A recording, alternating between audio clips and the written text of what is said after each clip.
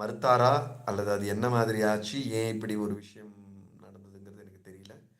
அவர் ஆனால் அதுக்கான போதுமான நேரம் வரவில்லைன்னு நினைச்சாருங்கிறது தான் நான் நினைக்கிறேன்.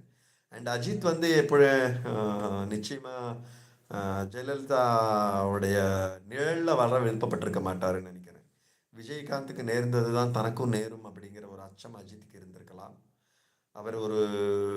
அவரை வந்து ஜெயலலிதா ஒரு ஒரு ப்ரொமோட்டரா, ஒரு ப்ராபகேண்டா டூலா மட்டும்தான் பயன்படுத்தி இருப்பாங்களே தவிர அவரை வந்து எப்படியும் முதலமைச்சர் ஆக்கியிருக்க மாட்டாங்க. அது அஜித்துக்கு நிச்சயமா தெரிஞ்சிருக்கும். இன்கேஸ் நீங்க சொல்ற தகவல் உண்மைன்னா அதுக்கு அவர் மறுத்ததுக்கு இதுதான் காரணமா இருக்குமோ அப்படின்னு நான் நினைக்கிறேன். என்னோட யூகம் சரியா இருக்கலாம், தவறா இருக்கலாம், எனக்கு தெரியல. பட் நீங்க சொல்றது எனக்கு நியூஸா இருக்கு அரவிந்த் சாரங்கபாணி.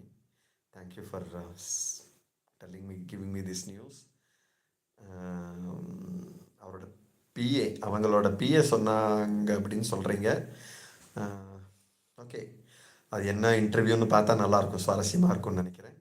எனிவே, நான் அஜித்தை பற்றி என்னுடைய கணிப்பு அதுதான். அவர் அரசியலுக்கு வரமாட்டேன்னு அப்படின்னு சொல்லலைன்னு நான் நினைக்கிறேன். அவர் வந்து இப்போதைக்கு வர வேண்டாம் அப்படிங்கிற மாதிரியான ஒரு மூடில் இருக்காரு அப்படிங்கிறது என்னுடைய கருத்து. அரவிந்த் சாரங்கபாணி. வேறு யாருக்காவது ஏதாவது கேள்விகள் இருக்குன்னா தயவு செஞ்சு கேளுங்க. இதில் யாருக்கு எந்த கேள்வியும் இல்லை அப்படின்னா, எஸ் யூடியூப்பில் இருக்குது தட் இன்டர்வியூ. O, thank you. பார்ப்போம், நிச்சயமாக பார்க்க ட்ரை பண்ணுறேன். அந்த இன்டர்வியூவை யூடியூப்பில் போட்டு பார்க்குறேன். யூடியூப் எங்கே? ஜெயலலிதா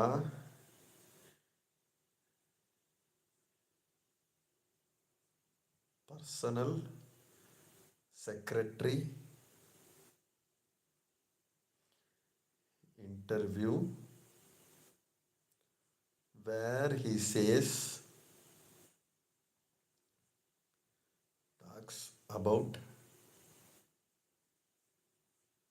Ajit.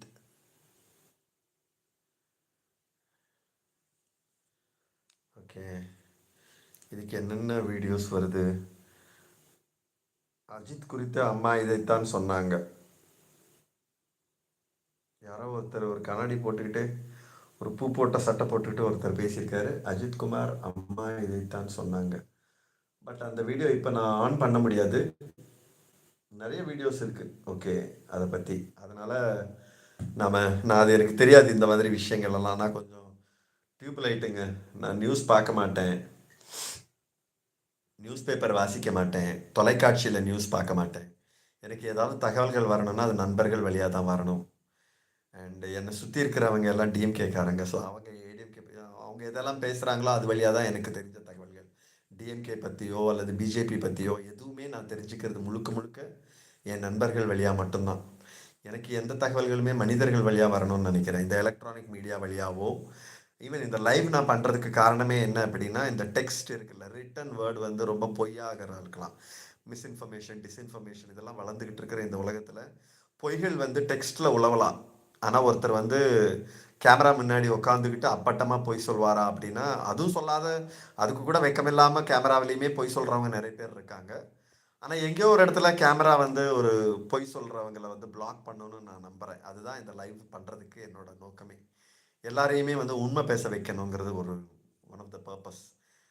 அது எந்த விஷயமா இருக்கலாம், அந்த உண்மை கசப்பான உண்மையாக கூட இருக்கலாம். ஆனாலும் அதை பேச வைக்கணுங்கிற ஒரு முயற்சியில் தான் இந்த லைவ் நான் பண்ணிகிட்டு இருக்கேன். ஸோ ரிட்டன் வேர்டு நான் நம்ப மாட்டேன், அதனால் நியூஸ் பேப்பர் படிக்க மாட்டேன்.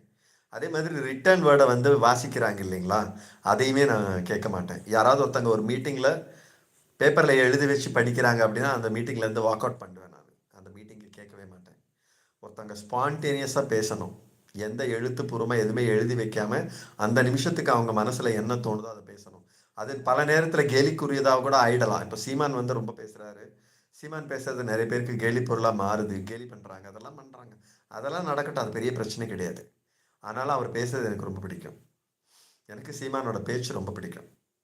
அவரோட அரசியல் மீது எனக்கு நிறைய விமர்சனங்கள் இருக்கலாம், ஆனால் அவரோட பேச்சு திறமைக்கு நான் வந்து ரசிகன்.